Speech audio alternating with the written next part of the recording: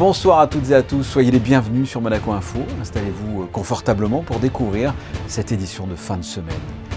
Elle fête son 115e anniversaire, elle se porte bien et a encore plein de projets. Elle est toujours là pour vous donner un bon tuyau. L'entreprise de plomberie Noireau Frères est installée en principauté depuis plus d'un siècle. Nous reviendrons sur cette histoire familiale. Nous vous parlons régulièrement des résultats de basket avec la Roca Team.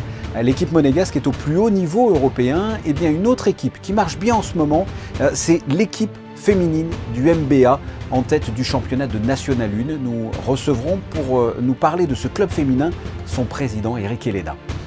L'Étoile de Monaco, ce club de gym a d'excellents résultats, que ce soit en équipe ou en individuel dans le championnat de France. Avec par exemple récemment Julien Gobot, champion de France élite. Eh bien l'Étoile de Monaco proposait pendant ses vacances des stages d'initiation aux enfants. L'Orchestre Philharmonique de Monte-Carlo a organisé un Happy Hour dans le cadre du centenaire Albert Ier, au programme du Saint-Saëns, Forêt et Massenet. Et enfin, nous vous présenterons la prochaine projection organisée par l'Institut audiovisuel de Monaco. Ça sera ce mardi 20h au Théâtre des Variétés avec le film marocain 1000 mois. Mais avant cela, voici un tour complet de l'actualité avec Julia Vial et une nouvelle campagne de dépistage massive organisée par le gouvernement à l'issue de ces vacances scolaires. Bonsoir Julia. Bonsoir Fabien, bonsoir à toutes et à tous. Plusieurs milliers d'autotests seront mis à disposition des établissements scolaires pour les enseignants et les élèves sur la base du volontariat pour les adultes et sous réserve de l'autorisation parentale pour les enfants. Ils seront invités à se tester en classe ce lundi 21 février, jour de rentrée des classes à l'issue des vacances d'hiver. Je vous rappelle que ces autotests sont rapides, non invasifs et faciles d'utilisation.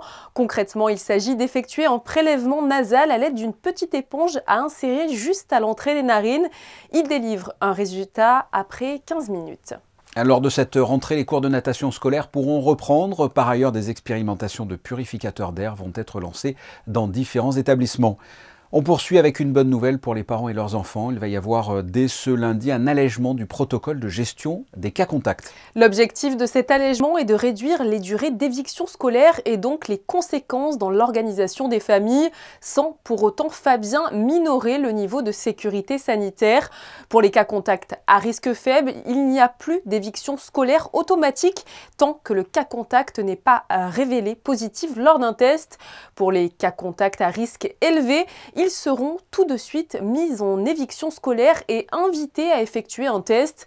S'il est positif, le cas contact devra se mettre en éviction pendant 7 jours, sauf s'il n'éprouve aucun symptôme pendant les 48 heures qui suivent le résultat positif. Si le test est négatif, le cas contact pourra revenir à l'école, mais devra respecter les gestes barrières renforcés pendant 12 jours et subir, Fabien, une prise de température 2 fois par jour. En ce qui concerne la stratégie vaccinale, où en sommes-nous en principauté? Au 13 février 2022, près de 77 300 injections de vaccins ont été administrées.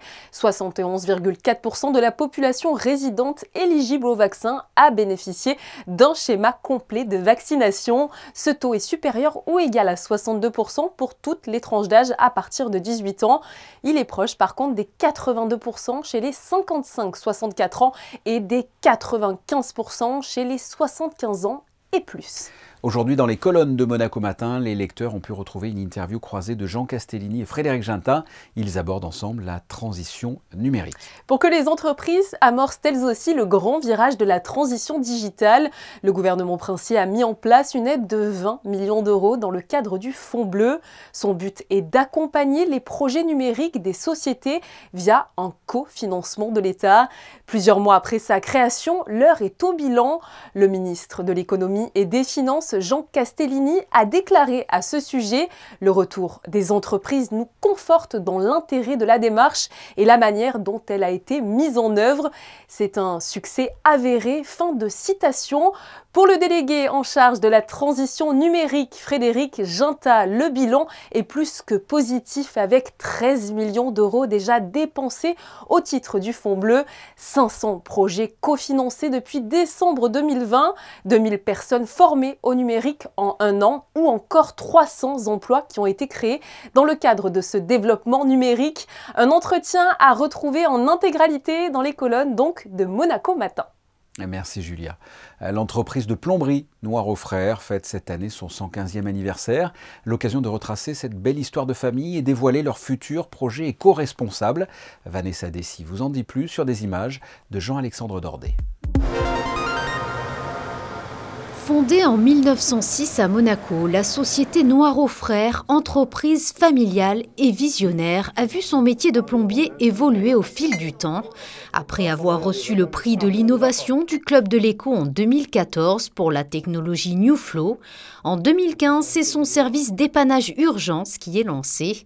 Entouré de 70 collaborateurs, Noir aux Frères offre aujourd'hui plusieurs domaines d'intervention. L'entreprise célèbre son 115e anniversaire avec un seul secret pour perdurer. La passion aussi, parce que quand on se lève le matin, on est content d'aller travailler. Ça fait à peu près 6 mois que Nicolas est rentré dans l'entreprise après de brillantes études. Et aujourd'hui, c'est complètement un plaisir pour moi de travailler avec mon fils, sachant que le deuxième, j'espère, va pouvoir aussi rentrer dans l'entreprise bientôt. Il est en train de faire son tour de France par les compagnons du devoir. Donc il est en train de gagner en expérience et de pouvoir être au top, on va dire, pour les prochaines années. L'environnement est la préoccupation majeure de bien des secteurs d'activité. La plomberie se veut aujourd'hui plus écologique. La société Noir aux Frères s'est donc naturellement tournée vers les nouvelles technologies plus éco-responsables. On a donc signé le pacte national de transition énergétique cette année pour nos 115 ans. Alors ça fait depuis plusieurs années qu'on y travaille dessus, à travers notre gestion, à travers notre personnel. Par du numérique arrivé forcément dans la société il y a quelques années. Sur nos chantiers, on veille à ce que la production, aussi bien de chauffage que de climatisation, soit bien sûr accompagnée de ces technologies. Oui, notre entreprise est tournée forcément vers la transition énergétique. Et sachez que l'ouvrage dédié à l'histoire de l'entreprise pour ses 100 ans sera cette année disponible en version numérique. Le club dont nous allons parler a moins de 115 ans, il est même plutôt récent. C'est le MBA, le Monaco Basket Association, a été créé en 2009. Un club aujourd'hui dédié aux équipes féminines. Et nous recevons maintenant son président, Eric Elena, bonsoir. Bonsoir Fabien. Vous avez une équipe féminine en basket très efficace cette année. Je voudrais que l'on en parle. Vous êtes en haut du classement de National 1. Hein. Oui, on est aujourd'hui à 14 victoires sur 16 matchs. Donc c'est une très bonne saison. Après, les objectifs, c'est la montée, du moins d'atteindre déjà les playoffs et essayer d'aller en Ligue 2. Je sens vraiment les filles motivées et tout le monde est à fond et tout le monde y croit. Voilà, c'est top. Faites-moi un résumé de cette première partie de saison. Vous l'avez dit, 14 victoires sur 16 matchs. Les filles n'ont quasiment jamais perdu. On a perdu 2 matchs à l'extérieur contre 2 prétendants. Et après, sinon, on a fait de belles perfs. On est allé gagner à Colomiers, on est allé gagner à Villeurbanne, on a battu Roanne, qui est aussi un prétendant de 17 points chez nous. Donc on est bien. L'objectif, vous l'avez dit, c'est la Ligue 2. Ça commence à être du professionnel. La Ligue 2, c'est la 2e division. Hein. C'est faisable ? Alors faisable, je pense que là, je vais un peu aller voir les autorités monégasques parce que le but, c'est quand même pas d'essayer de passer en force. Hein. Moi, je suis respectueux, je sais qu'à Monaco, ils font beaucoup d'efforts, ils nous ont beaucoup aidés. Maintenant, voilà, c'est sûr que là, on rentre dans un monde professionnel. C'est-à-dire que d'un point de vue sportif, moi je vous posais la question d'un point de vue sportif si c'est effectivement réalisable, mais si vous montez en Ligue 2, vous n'allez pas forcément monter en Ligue 2 parce qu'il n'y aurait pas les structures, c'est ça ? C'est sûr qu'on ne va pas y aller s'il n'y a pas la volonté et surtout s'il n'y a pas les moyens. D'accord. Même si ça serait dommage, mais je préfère rester en N1 et voilà. Mais j'ai confiance. Je pense que l'État nous a toujours aidés et voilà. Et puis je pense qu'on donne une belle image de Monaco à l'extérieur. Et puis mettre le sport féminin un peu en avant. On a vu avec le foot leur beau parcours en championnat et en Coupe de France. Nous aussi, on espère emmener ce sport féminin monégasque un peu sur le devant de la scène. Et sportivement, c'est faisable ? Alors sportivement, c'est sûr que la marche entre la N1 et la Ligue 2, elle est énorme. Mais il y a des règlements qui sont complètement différents. Il faut 4 joueuses de moins de 23 ans sur la feuille de match. Donc c'est sûr qu'il y aura du chamboulement si ça Mais oui, c'est faisable. On y travaille déjà. Parlez-moi de votre équipe. Ce sont des filles qui en veulent, elles ont de la hargne. Parlez-moi d'elles. Bah, moi, je pense que j'ai des joueuses qui se lèvent le matin à 6h, 6h30, ils vont travailler toute la journée, le soir, elles viennent s'entraîner. Et quand je le vois le samedi, tout donner, oui, il y a de la hargne. Ce qui fait aussi l'excellent résultat jusqu'à présent. Le MBA, on le rappelle, est un club de basket monégasque exclusivement féminin. Qu'est-ce qui vous a amené à ce cheminement? Bah, c'est voilà, quand on a créé le club, au début, on avait garçons et filles. Quand on est monté en N3 avec les filles, voilà, il y avait un choix financier, hein, c'était économique. Il fallait faire des choix. C'est pas pour ça qu'on a mis les garçons dehors, hein, parce qu'ils sont toujours là, mais ils viennent nous aider, tout ça et tout. Mais voilà, puis il y avait notre voisin, l'ASM, qui montait fort en garçons. Donc j'ai dit, bon, ben, nous, on part sur les filles. Et puis je pense qu'on a bien fait, je pense. On a parlé de l'équipe première, il y a aussi les ados, les enfants. Vous avez plusieurs équipes au sein du MBA. Hein. Alors on a plusieurs équipes, c'est sûr que la période Covid nous a fait, comme à tous les clubs, beaucoup de mal.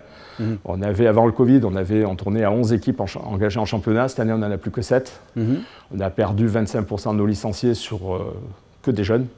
Et bon, je comprends que les parents n'ont pas envie de faire vacciner leur enfant, sont assez réticents quand on leur dit au début il fallait s'entraîner avec le masque, donc je comprends. Maintenant, je pense que si, et croisons les doigts, si on sort de cette situation, on va récupérer ça rapidement. Prochain rendez-vous, Eric et Léna? Alors, c'est une grande fête. On reçoit Voiron, qui est premier ex aequo avec nous. C'est le 12 mars, ici, à l'Annonciade, à 20h. Et on fête, comme chaque année, la Saint-Patrick. Donc, moi, j'appelle, c'est un match hyper important, j'appelle tout le public de venir nous soutenir et faire la fête, et en espérant que la victoire est au bout. Donc, c'est le 12 mars. Et pour être allé voir plusieurs matchs, déjà, je peux vous dire qu'il y a de l'ambiance. Merci d'avoir répondu à mes questions, Eric et Léna. Ben, merci beaucoup. Toujours dans le domaine sportif, les vacances scolaires sont l'occasion de découvrir de nouvelles disciplines comme la gym. L'Étoile de Monaco propose des stages de découverte, stages qui sait créer des vocations. Reportage de Dorine Jarnias et Olivier Bonello. À l'Étoile de Monaco, les enfants profitent une dernière fois du tapis de gym avant de retourner à l'école. L'occasion de se dépenser et de découvrir cette discipline. L'objectif, c'est que les enfants ils développent un petit peu déjà les bases du trampoline et un peu de la gymnastique, d'apprendre à gérer leur corps surtout, parce que quand ils débutent à cet âge-là, ça part un peu dans tous les sens. Et après, pour ceux qui savent déjà en faire, qui sont déjà inscrits chez nous, c'est s'améliorer, ils profitent d'avoir plus d'heures que pendant ces périodes normales pour apprendre des nouvelles choses. Dans ce club à l'esprit familial, les stages pour les enfants permettent aussi de créer des vocations. Ça nous permet de voir quelques pépites, parce que des fois, des enfants qui n'ont jamais essayé et qui découvrent que finalement, ça leur plaît, et nous, on s'aperçoit qu'ils ont un potentiel, disons. De l'autre côté de la salle, ce sont les professionnels qui s'entraînent toute l'année à un rythme soutenu. Moi, je m'entraîne 6 fois par semaine, comme tous les gyms avec qui on s'entraîne, et avec les cours à côté surtout. On a des emplois du temps aménagés. Le système scolaire nous permet aussi de s'entraîner bien comme il faut. Pour les 30 professionnels, le travail se déroule en 3 parties avec la phase d'échauffement, la préparation physique et technique, ainsi que le travail acrobatique. Une régularité nécessaire pour faire face aux échéances prochaines qui les attendent. En ce qui concerne les plus jeunes, c'est les championnats départementaux qui commencent, interdépartementaux et régionaux, pour se qualifier pour les championnats de France. Pour les grands, c'est plutôt le top 12, donc par équipe, et les championnats de France élite. Plus que de la compétition, ce sport permet de donner de la discipline, mais aussi de se dépasser et ainsi mieux connaître son corps. Nous vous retrouvons, Julien, après de la gym, un sport, on va dire, avec plus de contact, du hockey sur glace. Les Barracudas, c'est le nom de l'équipe, affrontaient hier soir d'anciens professionnels sur la patinoire de Monaco. Ce fut un match intense entre ces deux formations. Les Monégasques n'ont en effet pas démérité face à d'anciens professionnels. Score final 7-4 en faveur de Nice. Prochaine rencontre ce lundi à 20h face là aussi à une composition niçoise. Le dernier match de la saison sera le samedi 26 février, là aussi à domicile à 15h30, suivi du traditionnel gala de patinage artistique en présence du célèbre Brian Joubert. Il fera d'ailleurs une masterclass et une exhibition pour les spectateurs. Une bonne nouvelle pour les amoureux de la gastronomie avec l'arrivée pour une semaine d'une chef québécoise à la Condamine. Elle s'appelle Erika Archambault et elle est connue pour ses créations culinaires dans de grands établissements parisiens. Cette chef va prendre en main les cuisines du Super Nature pour une semaine de pop-up gastronomique du 21 au 26 février. Pour sa première monégasque, la Québécoise entend assouvir sa passion pour la cuisine méditerranéenne et mettre l'accent sur les agrumes. Bonne dégustation aux curieux qui iront la rencontrer à la Condamine. Après les papilles, on va faire travailler Louis. Vous nous emmenez à présent, Julia, découvrir l'univers rock de Tankus The Ange qui se produira au Grimaldi Forum le 24 février prochain. C'est dans le cadre des First Day Live Sessions que le groupe anglais se produira en principauté. Après un petit millier de concerts à travers toute l'Europe, Tankus The Ange bâtit petit à petit sa légende à coups de prestations scéniques survitaminées. Ces artistes séduisent le public grâce à leur débauche d'énergie et de talent. L'entrée, Fabien, pour y assister est gratuite. Profitez-en. Il faut quand même téléphoner pour réserver et sachez que nous enregistrerons une émission lors du passage de ce groupe à l'espace Indigo du Grimaldi Forum. Pour les amoureux de la puissance sonore des orgues, une audition est organisée. Ce dimanche 20 février à 17h30 à l'église Saint-Charles, en présence de Stéphane Catalanotti. Il est le titulaire des grandes orgues et maître de chœur. L'entrée y est libre. Musique toujours, un happy hour, c'est ce que proposait l'Orchestre Philharmonique de Monte-Carlo jeudi dernier au programme du Saint-Saëns, Forêt et Massenet. Retour sur cet événement à l'auditorium Régnier 3 dans le cadre de la commémoration Albert Ier. Reportage de José Sacré.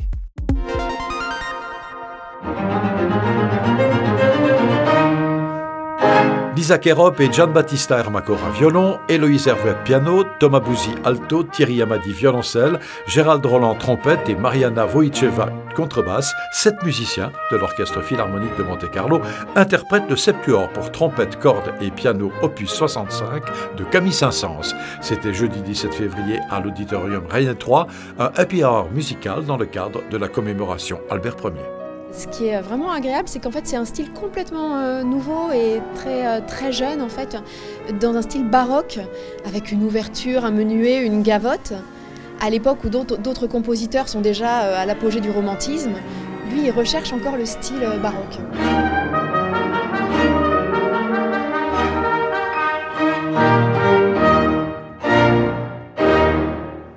Deuxième pièce au programme, le quatuor pour piano numéro 1 opus 15 de Forêt et, non prévu au programme, la méditation de Thaïs de Massenet, interprétée par Thierry Amadi violoncelle et Héloïse Hervouet piano. Massenet, un musicien également très apprécié par le prince Albert Ier et dont l'opéra Werther sera à l'affiche de la salle Garnier à partir du 20 février.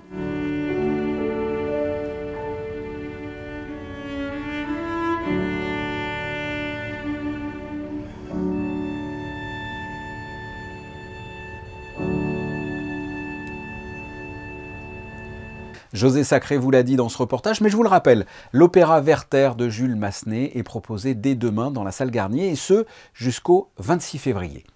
Prenons la direction du Maroc. C'est dans ce pays que se déroule l'histoire du film qui sera projeté mardi au Théâtre des Variétés par l'Institut audiovisuel. Et son directeur, Vincent Vatrican, va tenter maintenant de vous donner envie d'aller voir ce film. Vincent Vatrican, bonsoir. Bonsoir Fabien. Aujourd'hui, nous parlons du film 1000 mois. C'est un film marocain. Ça se passe au début des années 80.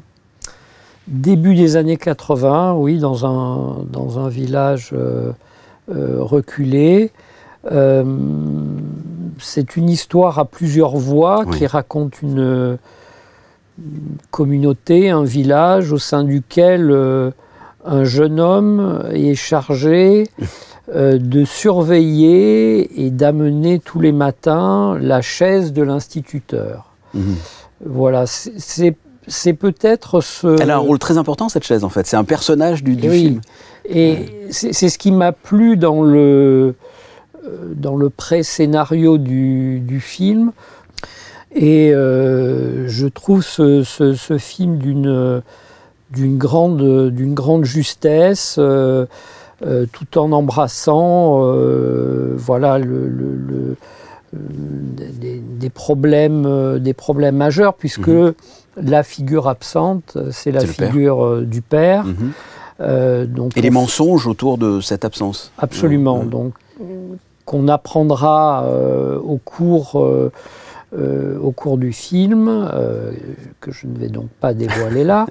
Et le petit gamin, qui est le héros du film, et on l'entretient dans cet imaginaire que le père est parti sans doute en France, et c'est comme ça qu'il surmonte ses peurs et cette responsabilité d'être le gardien de la chaise de l'instituteur. Un mot sur le réalisateur, qui est un visage connu, parce que c'est aussi un comédien. C'est aussi un comédien, c'est d'ailleurs, je pense, surtout pour ça qu'il est connu. Ben Saïdi, c'est son premier film qui est une vraie révélation. On est dans quelque chose de extrêmement juste dans la description de cette société rurale. Et puis, si j'ose dire, le centre du film est un centre mouvement. C'est l'enfant, mais pas seulement.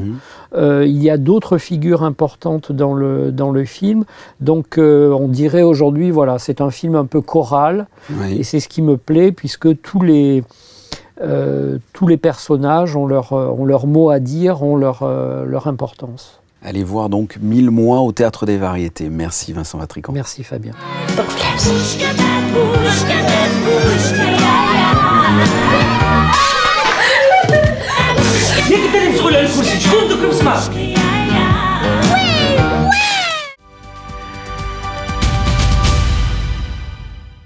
Et pour la petite histoire, puisque ce film marocain est projeté dans le cadre du centenaire Albert Ier, eh bien sachez que les premières images vidéo du Maroc, c'est historique, ont été filmées par le prince Albert Ier lui-même. Passons à la météo, nous retrouvons Julia. Quel temps fera-t-il ce dimanche en Principauté ? Il fera, Fabien, très beau pour notre plus grand bonheur. Un grand ciel bleu est attendu tout au long de la journée. Du côté des températures, elles sont toujours douces et comprises entre 9 et 15 degrés. Demain sera la Saint-Aimé. Et si on regardait ensemble des photos de danse de salon pour clore ce journal, elles ont été prises par Stéphane Dana. L'AS Monaco Danse Sportive a organisé toute cette journée le Trophée du Rocher à l'espace Léo Ferré. Entre cha-cha-cha, passo doble, tango et autres, que ce soit du débutant au confirmé, des enfants de 6 ans aux seniors, une compétition que nous retrouverons dans un reportage dans l'édition de lundi. Mais avant cela, on se retrouve dès dimanche 20h pour votre best-of de la semaine. Ce journal est terminé. Merci de votre fidélité. À très bientôt. Au revoir.